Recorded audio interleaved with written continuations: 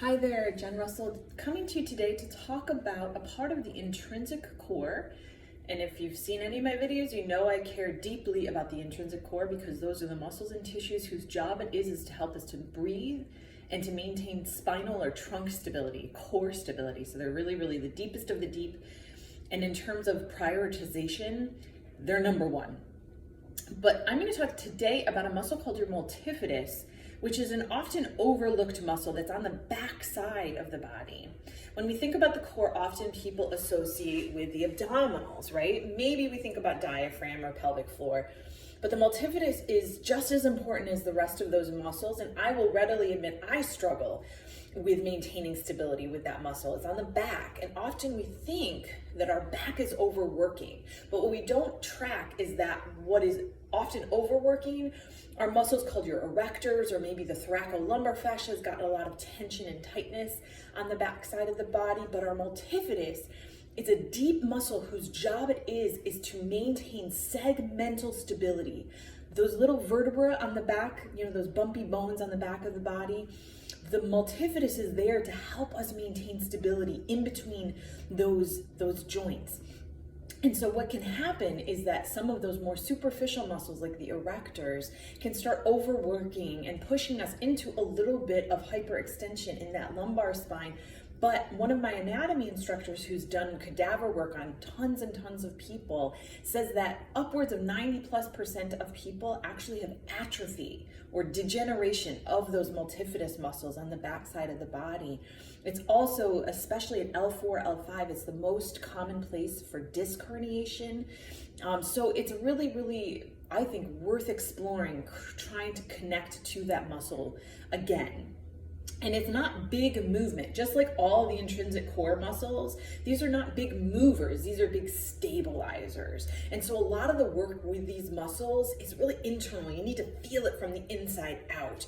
So we're gonna be looking at two different variations, but the first thing I want you to do is do a little self-assessment. And I really will honestly tell you that I struggle with this. Because what we're gonna do is we're gonna do all these drills from hands and knees.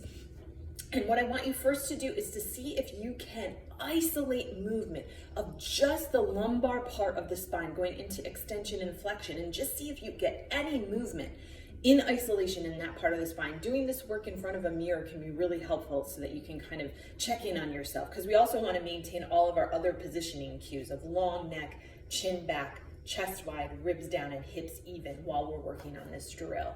So I'm going to go into hands and knees.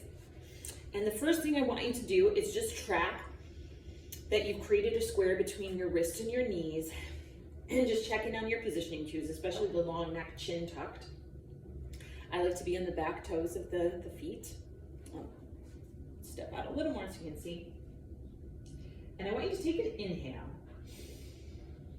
And as you exhale, I want to see if you can move this part of the spine. So not the thoracic, not the neck, just the lumbar spine. So inhale and exhale, and just see if you can get movement and isolation of that part of the spine in and of itself. It's really much more challenging than you would think. And then on an exhale, see if you can round it.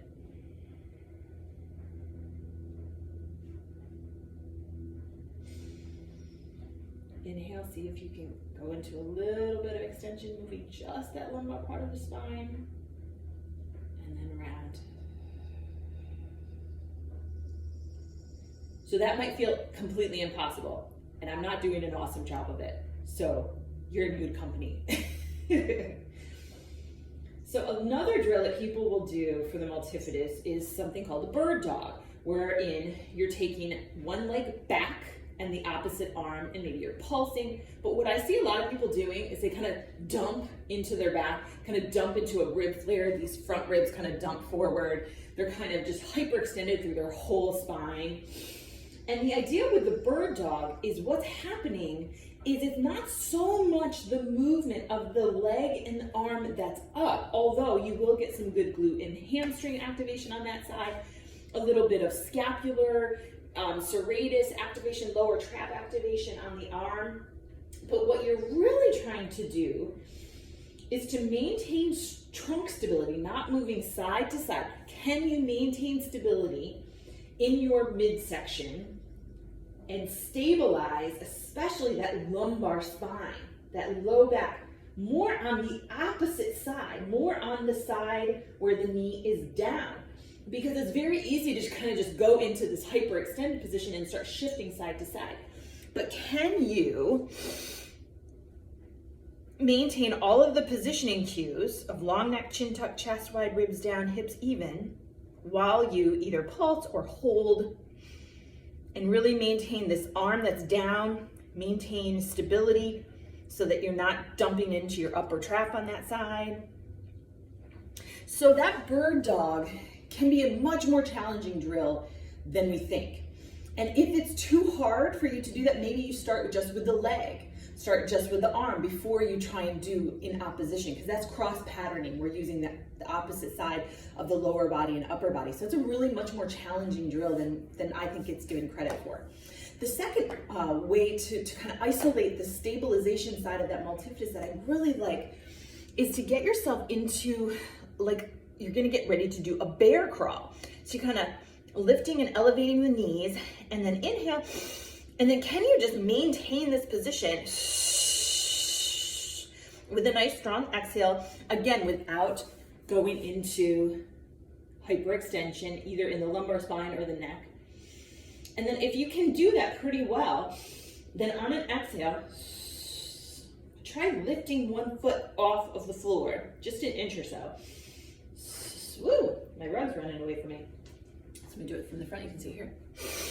Lift those knees, and then can you lift one foot off of the floor and not move side to side and not move into hyperextension, either in the lumbar spine or the cervical spine. So all of these variations, they can look relatively simple, but it's all about the ability of your body to be able to maintain that trunk stability and good breathing mechanics while doing these drills.